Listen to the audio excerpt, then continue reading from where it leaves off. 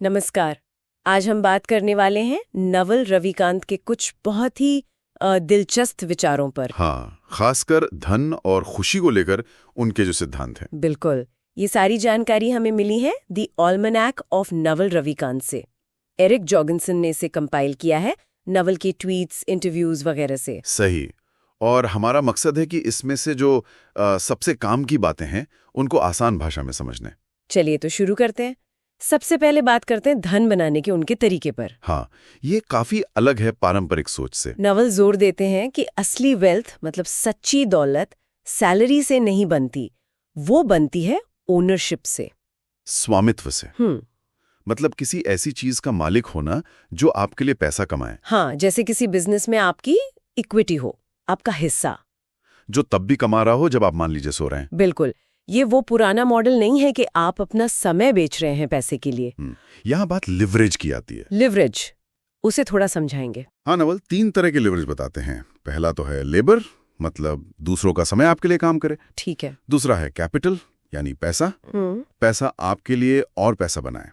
और तीसरा, जो आज के डिजिटल युग में सबसे शक्तिशाली है, वो है कोड या मीडिया। कोड या मीडिया, जैसे सॉफ्टवेयर या कंटेंट बनाना। एग्जैक्टली। सॉफ्टवेयर, एप्स या फिर ब्लॉग पोस्ट, वीडियो, पॉडकास्ट। इनकी खास बात यह है कि इनको बनाने की लागत तो एक बार आती है, पर इन्हें आप करोड़ों लोगों तक पहुंचा सकते हैं। अच्छा, और कॉस्ट लगभग शून्य रहती है कॉपी करने की। हाँ, marginal cost of replication is 0, जैसा वो कहते हैं। ये असीमित रूप से स्केल हो सकता है। कमाल है। और नवल इसे विशिष्ट ज्ञान यानी स्पेसिफिक नॉलेज से जोड़ते हैं ना? बिल्कुल, ये बहुत जरूरी पॉइंट है। स्पेसिफिक नॉलेज वो चीज है जो आपको स्कूल या कॉलेज में नहीं सिखाई जाती। तो फिर ये क्या है? ये आपकी अपनी यूनिक स्किल्स हैं, जो आपके पैशन, आपकी नेचुरल दिलचस्पी, आपकी जिज्ञासा से पैदा होती हैं।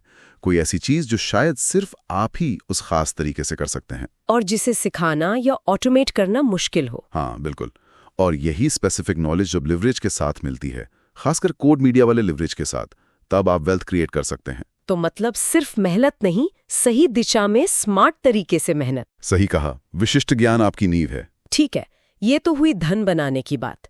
लेकिन नवल कहते हैं कि पैसा ही सब कुछ नहीं है, असली मंजिल तो खुशी है। हाँ, और खुशी के बारे में उनका नजरिया तो और भी ज्यादा, मैं कहूँगा, क्रांतिकारी है। कैसे? वो मानते हैं कि खुशी कोई बाहरी चीज नहीं है जिसे आप हासिल करते हैं, जैसे कोई प्रमोशन पा लिया या कोई कार खरीद ली। अच्छा, तो फिर क्या है? उनके हिसाब से खुशी एक अंदरूनी स्किल है, एक हुनर जिसे आपको सीखना और प्रैक्टिस करना पड़ता है।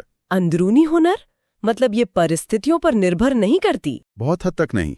ये इस पर निर्भर करती है कि आप अपने मन को कैसे ट्रेन करते हैं, वर्तमान में रहना, अपनी इच्छाओं को समझना और उन्हें कंट्रोल करना। इच्छाओं को कंट्रोल करना? हाँ, नवल का एक बहुत गहरा कोट है। इच्छा एक ऐसा कॉन्ट्रैक्ट है जो आप खुद से तब तक दुखी रहने के लिए करते हैं जब तक आपको वो नहीं मिल जाता जो आप चाहते हैं। अरे वाह, इच्छा दुखी रहने का कॉन्ट्रैक्ट है। ये तो बहुत सोचने वाली बात है ना? मतलब हम लगातार किसी ना किसी चीज के पीछे भाग रहे हैं और जब तक वो मिलती नहीं तब तक हम दुखी रहते हैं। फिर कुछ नया मिल जाता है चाहने के लिए। तो इसका मतलब क्या इच्छाएं होनी नहीं चाहिए? नहीं, ऐसा नहीं। नवल का मतलब ये नहीं कि आप एम्बिशन छोड़ दें। उनका मतलब है कि अपनी इच्छाओं को बहुत सोच समझ कर चुनें। अच्छा। अनगिनत छोटी मोटी इच्छाओं के पीछे भागने के बजाय कुछ गिनी चुनी जो वाकई आपके लिए मायने रखती हैं, उन पर फोकस करें और बाकी को जाने दें। मतलब इच्छाओं को मैनेज करना सीखें। बिल्कुल। और इसमें ध्यान यानी मेडिटेशन जैसी प्रैक्टिसेस मदद कर सकती हैं। अपने मन को शांत करना, वर्तमान में रहना। तो अगर हम आज की चर्चा को समेटे तो कुछ मुख्य बातें क्या निकल कर आती हैं? पहली बात तो ये कि अपना वो विशिष्ट ज्ञान पहचानें और उसे डेवलप करें जो आपको यूनिक बनाता है। सही।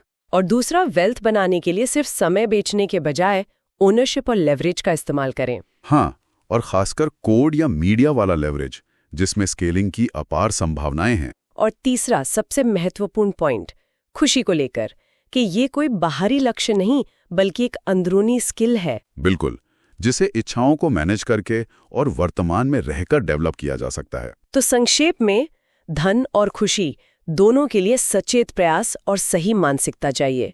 ये किस्मत का खेल नहीं है। एग्जैक्टली। ये जीवन को देखने का एक प्रोएक्टिव तरीका है। और जाते जाते एक सवाल मेरे मन में आ रहा है, क्या आज की जो हमारी दुनिया है, जो हमें लगातार नई इच्छाएं पालने और बस अपना समय बेचने को कहती है, क्या ये हमें नवल के सिद्धांतों से बिल्कुल उल्टी दिशा में नहीं धकेल रही? ये सोचने वाली बात है। इस पर विचार किया जा सकता है कि इस माहौल में भी कैसे कोई अपने जीवन में ज्यादा ओनरशिप, ज्यादा लेवरेज और ज्यादा अंदरूनी शांति ला सकता है। शायद यही असली चुनौती है। बिल्कुल। इसी विचार के साथ आज की चर्चा समाप्त करते हैं।